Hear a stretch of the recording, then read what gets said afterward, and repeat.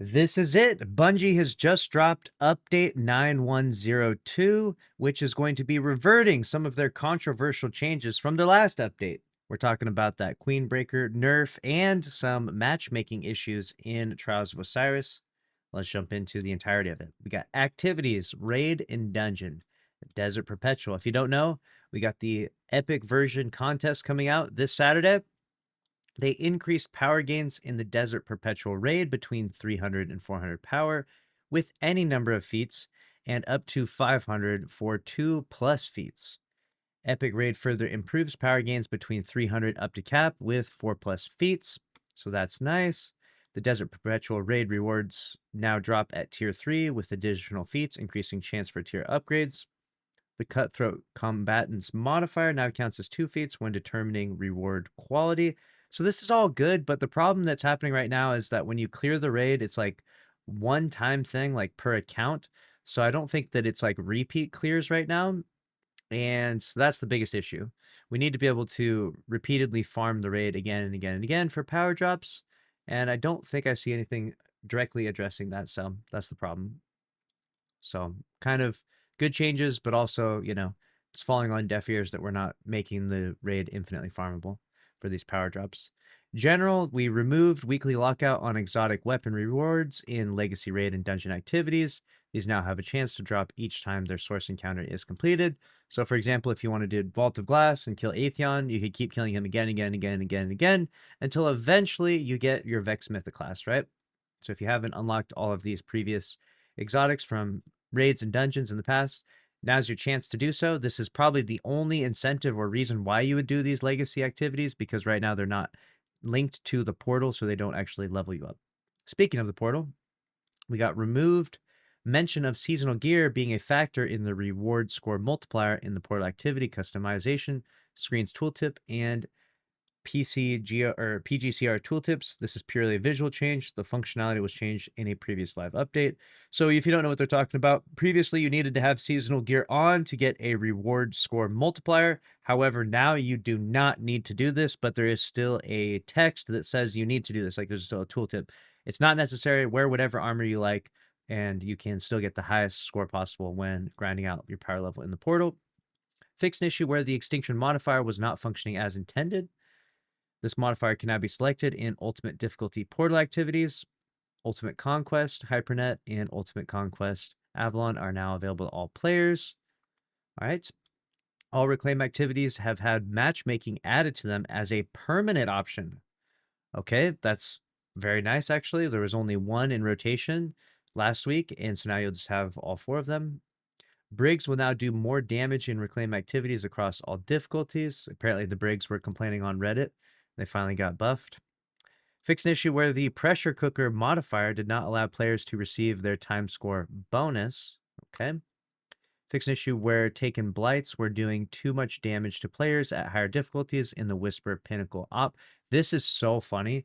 Taken blights were basically one-hit killing, people wiping them out across the game, and honestly, it was funny to see the clips of this because it made clearing some activities basically impossible.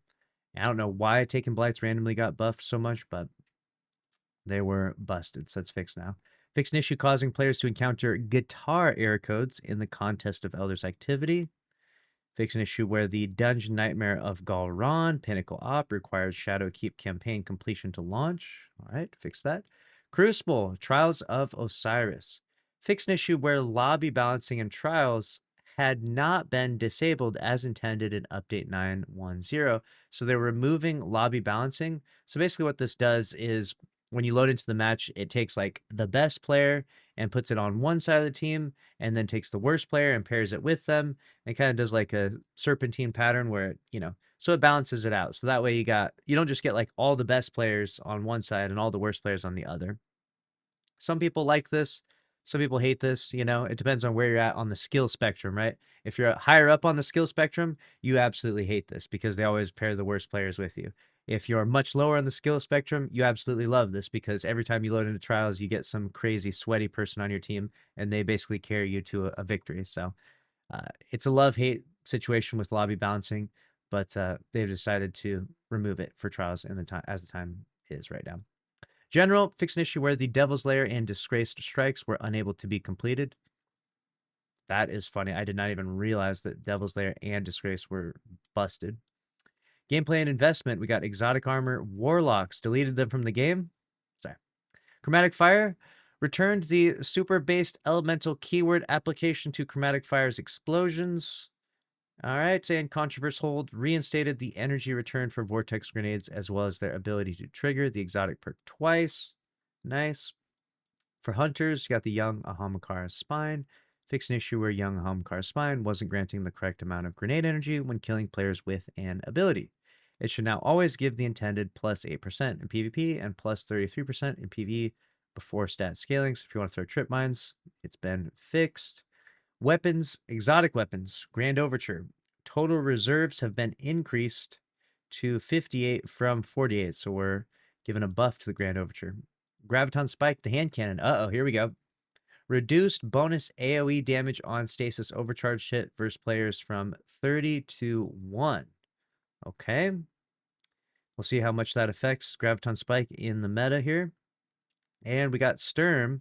Fix an issue with the Sturm overcharge shots where they were buffing outgoing damage from any source.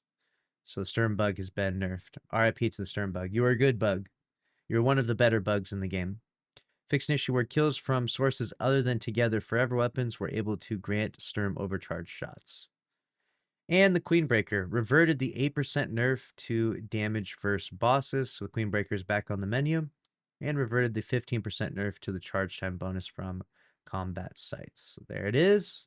New Land Beyond. Fix an issue where the Callus was not activating at 20 stacks of the Master, which is funny. And they also made it like infinite stacks, apparently. Weapon fixes. Fix an issue where lightweight frame sword attacks without ammo while airborne allowed players to deal massive damage to targets. It's gone. The lightweight frame sword bug paired with the Sturm bug is gone. Fix an issue where players could apply a Mida mini tool ornament to the Helatus rocket launcher. That's too funny. I need to see if the Mida mini tool ornament could be applied to a rocket launcher.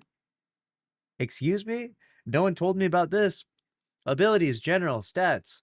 Fix an issue where the grenade and melee stats were giving less passive energy regeneration than intended. Okay. So, ability's about to be even more crazy.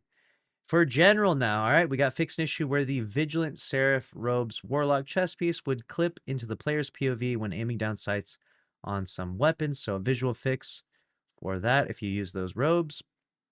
Silver prices for episode Heresy, Stasis, Armor Set, Finishers, and Emotes have been reduced to their intended amount. Refunds for the silver price difference will be provided at a later date. Man, that's tough. They have to issue out a ton of refunds. God, how do you mess that up? Just set the price right the first time. My God. Fix an issue where purchasing an archived pass from the Monument to Seasons Pass would not provide chronologues if the consumables inventory was full at ease. No. Lost chronologues will be provided to those affected at a later date. Now they got to issue a bunch of chronologues to people. Man. Fix an issue where the Astral Stasis Drake Hunter Cal ornament could not be equipped. So there's a lot of cosmetic fixes here, nothing too crazy. Fix an issue where the Starside Introductions emblem was not appearing in collections. Fix an issue where a cloudy visual effect would appear when using the Frosted Retinue ornament for the Mask of Fealty. Okay, an issue causing the Sun's Apex cloak to become unexpectedly cut off when worn. Okay, players who had reached 100 on the Reclamation Rewards Pass are receiving bright engrams as though Reclamation was still active. Oh, they were enjoying that. Bungie.net digital reward for opting into emails has been updated to be an exotic engram. Nice. And icons for the recently added Iron Banner set have been updated to match their new visuals. So there it is. That is update 9102. Now we got to jump in the game without our stir bug, without our lightweight sword bug. Oh man, it's going to be. Now what are we going to cheese? Now what do we have to cheese with? Let me know down in the comments below and let me know what you think about the update. That's a wrap on this one. Make sure to subscribe if you want to stay up to date on all things Destiny 2. We'll see you in the next one. Later.